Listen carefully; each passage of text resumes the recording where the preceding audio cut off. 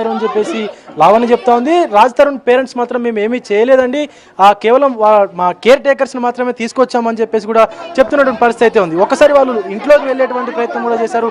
Raj Tarun parents అయితే ఇక్కడ door దగ్గరే, మెయిన్ డోర్ దగ్గరే ఆగినటువంటి సిచ్యువేషన్ కూడా ఉంది. ప్రస్తుతం లావణ్య ఉంది, మాట్లాడేటువంటి ప్రయత్నం అయితే చేద్దాం. లావణ్య గారు, మీరు మా అత్త మామ అని చెప్పేసి అన్నారు రాజ్ తరుణ్ పేరెంట్స్ని, మరి లోపలికి ఎందుకు వెళ్ళనివ్వట్లేదు? మళ్ళీ చెప్తానండి, నా పైన దాడి జరిగింది. ఆ దాడి జరిగిందా లేదా అన్నది నిజం ప్రూవ్ అయిన తర్వాత మాట్లాడుకుందాం డెఫినెట్గా. అండ్ దానికోసమే స్టేషన్కి వెళ్తున్నాను, వాళ్ళని కూడా రమ్మనండి స్టేషన్లో సాల్వ్ చేసుకుందాం. ఈ రోజున ఆల్ ఆఫ్ ఎ సడన్ వచ్చేసి ఇలా చేయడం అన్నది కరెక్ట్ కాదు. దయచేసి లా అండ్ ఆర్డర్ ఏముందో అదే వెళ్దాం. వాళ్ళ అత్తమామల్లాగా బిహేవ్ చేసి ఉంటే నేనే దగ్గరుండి స్వాగతించేవాడిని. వాళ్ళ అత్తమామ లేకుండా కేర్ టేకర్ని ఎవరన్నా గుండాలను తీసుకొస్తారా బ్రో?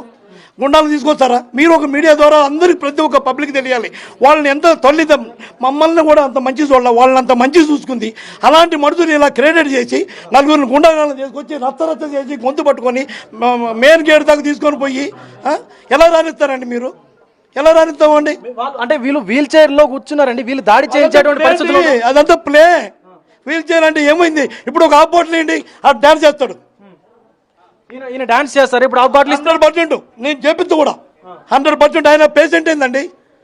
ఏమైందండి? చూపిమనండి. ఇప్పుడు ఆయన వీల్ చైర్ లో నుంచి లేచే పరిస్థితి లేదు అని చెప్పేసి ఉన్నారు కదా.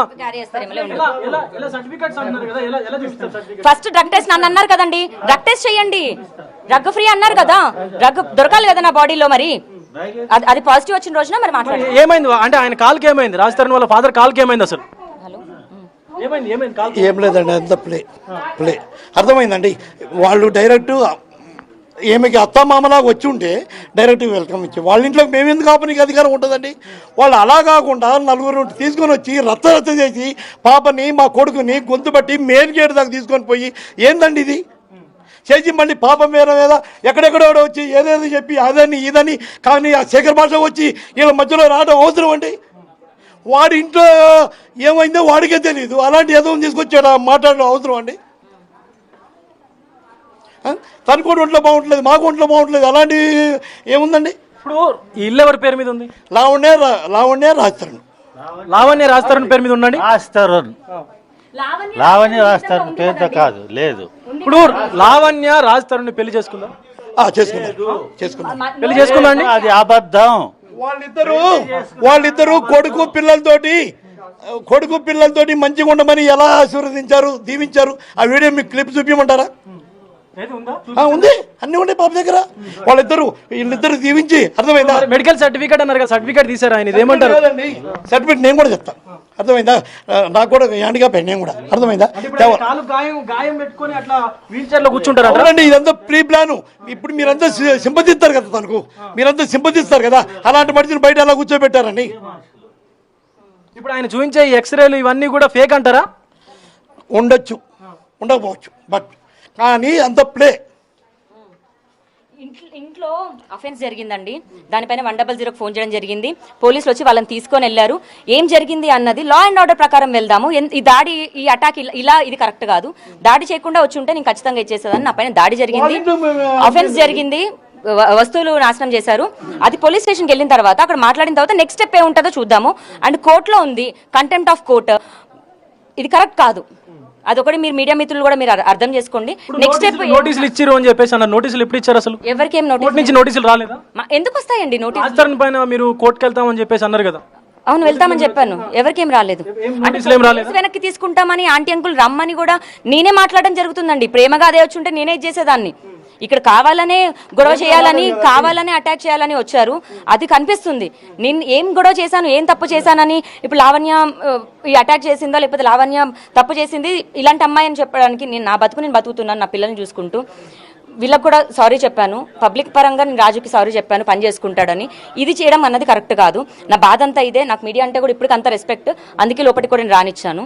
బట్ ఏం జరిగింది అన్నది పోలీస్ స్టేషన్కి వెళ్ళిన తర్వాత, అక్కడ క్లియర్ అయిన తర్వాత నెక్స్ట్ స్టెప్ ఏంటి అన్నది తీసుకుందాం. ఇంకోటి మీ ద్వారా ఇస్తున్నా, 2 months బ్యాక్ మా పాప వాళ్ళిద్దరిని పలకరిద్దామని ఎలా ఉన్నారు వచ్చేయండి అని పలకరిస్తాని పోతే బయట డోర్ వేయకుండా మా మీద వినండి, డోర్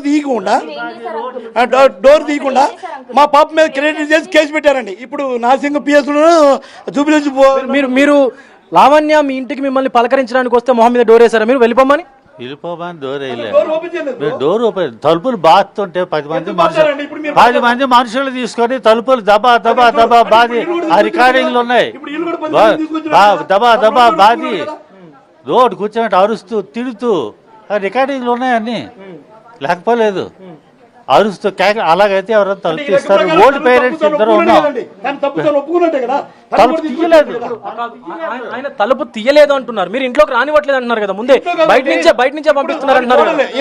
వినండి తన కోడలు తన ఇంటికి పోయింది కదా, వస్తే కొట్ట అరే ఆయన పెళ్ళే కాలేదు అంటున్నాడు కదా, కోడలు ఎలా అవుతుంది? వాళ్ళ ఇంటికి ఎలా వెళ్తుందండి?